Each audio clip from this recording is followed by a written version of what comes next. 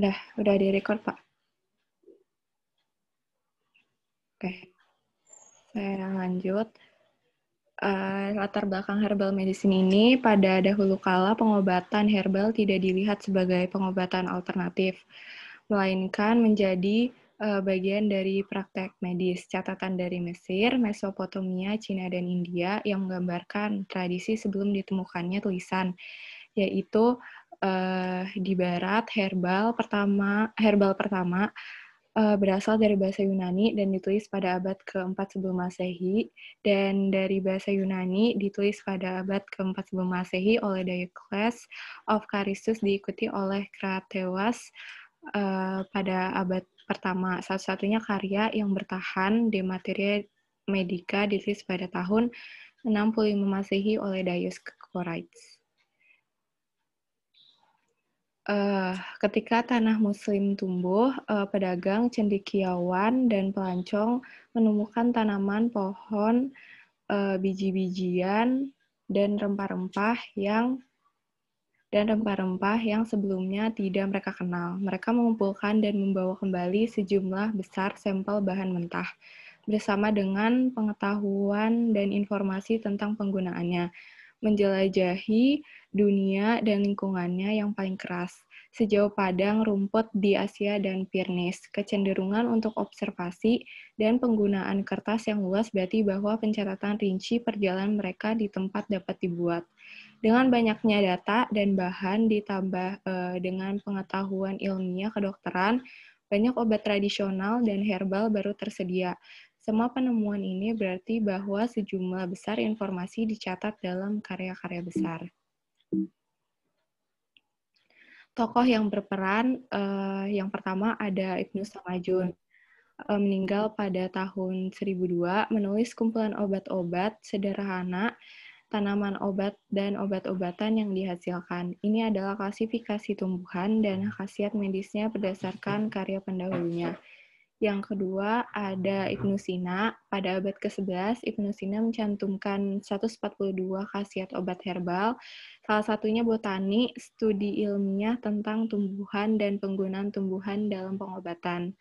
Yang ketiga, ada Abu Hanifah, yang disebut Bapak Botani Modern, sedang menyusun daftar besar tumbuhan dalam buku-buku seperti risalahnya tentang tumbuhan. Yang keempat, ada Al-Razi, seorang sarjana kedokteran abad ke-10 menggunakan colchicum sebagai obat untuk pengobatan asam urat.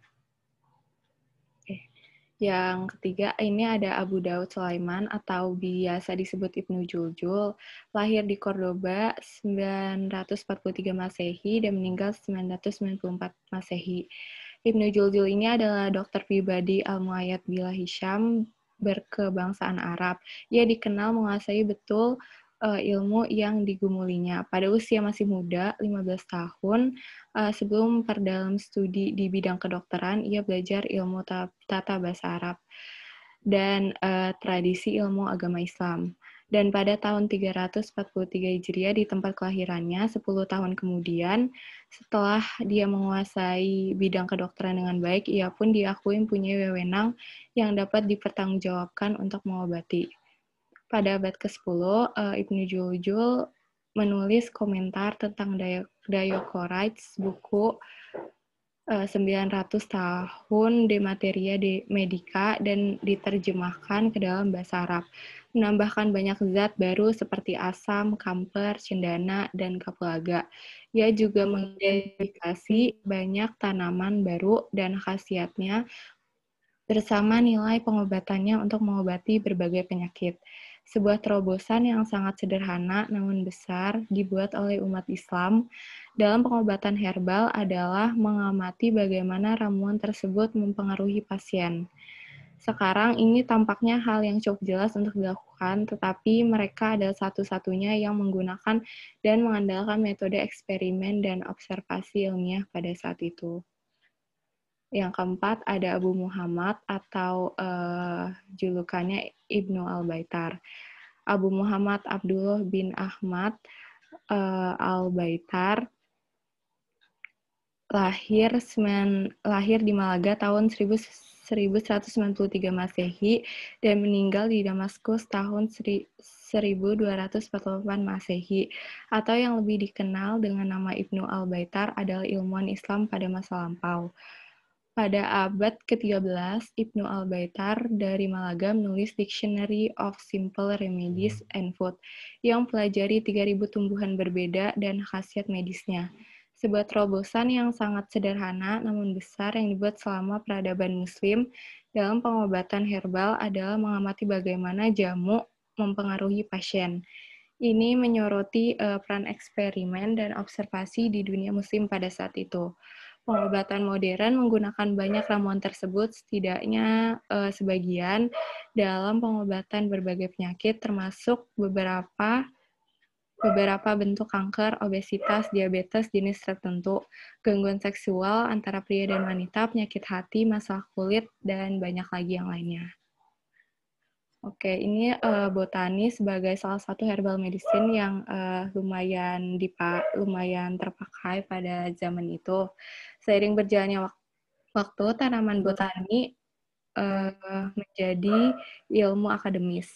Kimia maju dengan kecepatan yang luar biasa, dan kedua perkembangan ini membantu untuk mendorong herbal medicine maju ke arus utama, ditambah dengan munculnya mesin penampung air yang lebih baik dan teknik irigasi baru di abad ke-10.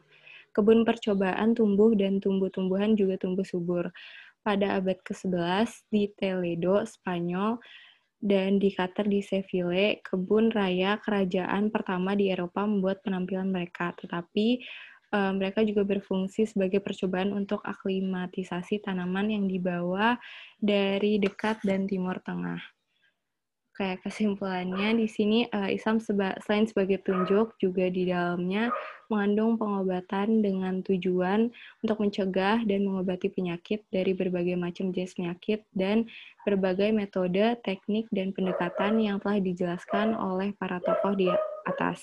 Terkhusus untuk pengobatan herbal yang akhirnya sekarang banyak dipakai metode tersebut untuk pengobatan modern. Oke, sekian dari presentasi saya. Kalau ada salah kata maaf, terima kasih atas waktunya. Baik, terima kasih ya Hasna Zahira menjelaskan terkait dengan herbal medicines yang memang